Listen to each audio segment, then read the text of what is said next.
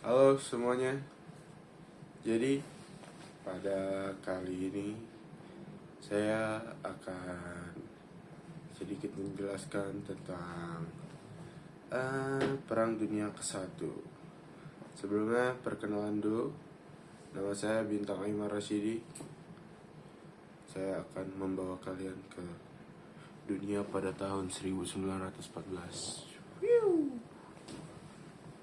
Oke.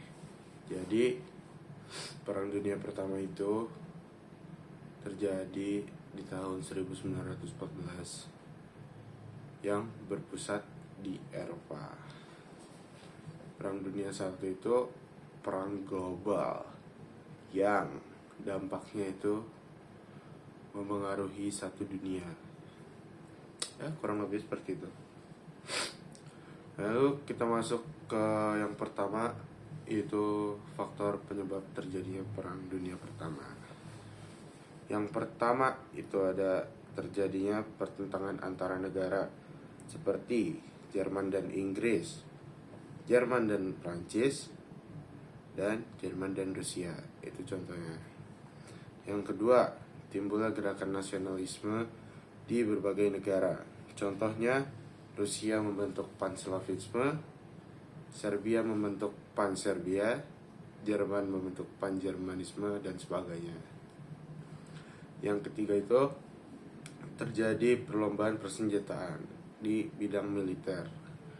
Itu bertujuan untuk ini tuh berlandaskan karena ada negara yang udah kuat ingin menakluki negara yang lemah gitu. Jadi mereka berlomba-lomba membuat senjata ya untuk menunjukkan kekuatan negara mereka gitu.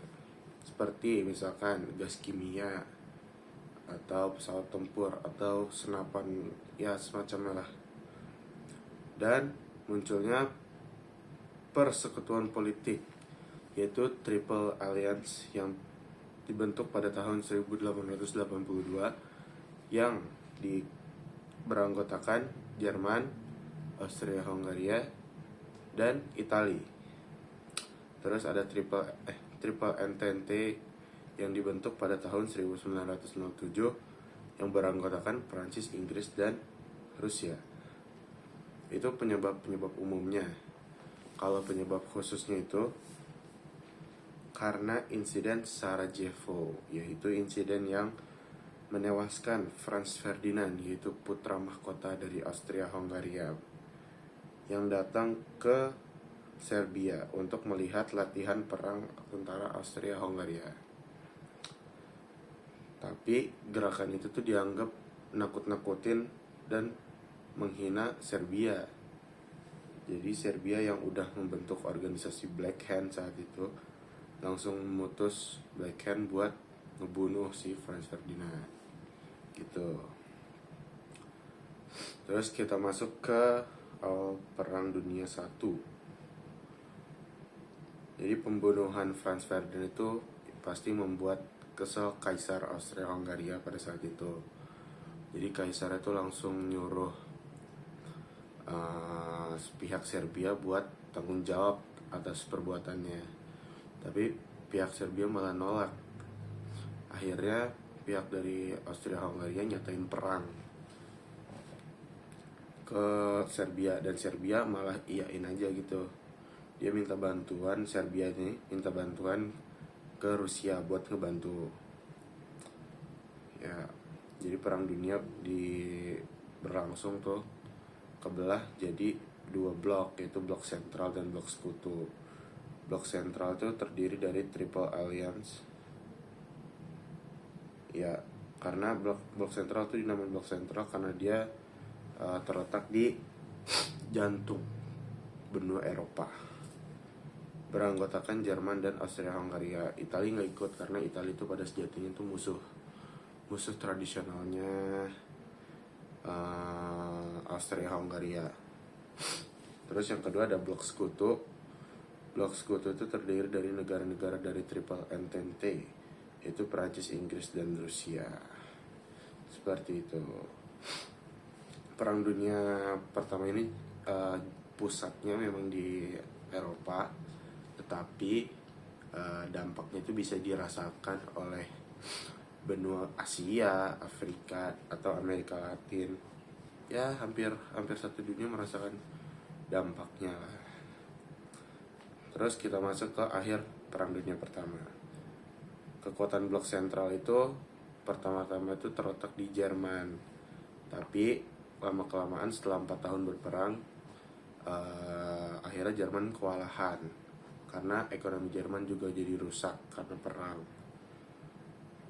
Jadi Jerman nyerah ke pihak sekutu pada tanggal 11 November 1918. Kekalahan Jerman dan pengakuan kekalahan Jerman membuat menandakan blok sentral kekalahan Jerman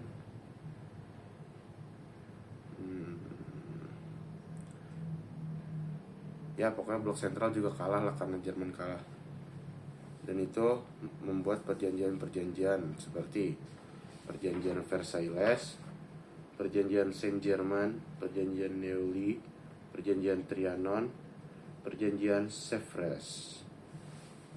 Seperti itu. Kita masuk ke akibat Perang Dunia Pertama. Akibat Perang Dunia Pertama dari bidang politik itu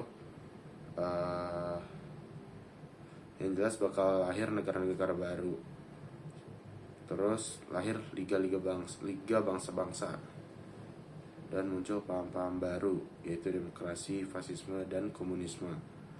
Terus di bidang ekonomi, sarana fisik dan non-fisik hancur yang jelas karena perang. Terus pusat-pusat industri di Eropa rusak berat. Yang 3, timbul kelaparan yang hebat di Rusia akibat rusaknya daerah pertanian. Terus yang keempat, krisis Malaysia melanda perekonomian dunia yang diawali hancurnya sektor-sektor ekonomi Amerika Serikat. Lalu di bidang sosial, ribuan orang tewas karena perang, luka-luka, ditahan, atau hilang maksudnya. Maaf ini karena baca. Yang kedua, negara-negara di Eropa banyak kehilangan generasi muda.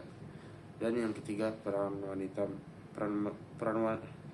menggantikan generasi muda yang gugur dalam perang. Ya, mungkin cukup sekian yang bisa saya sampaikan. Terima kasih atas perhatiannya karena sudah mendengarkan kisah dari Perang Dunia I yang saya bawakan. Terima kasih.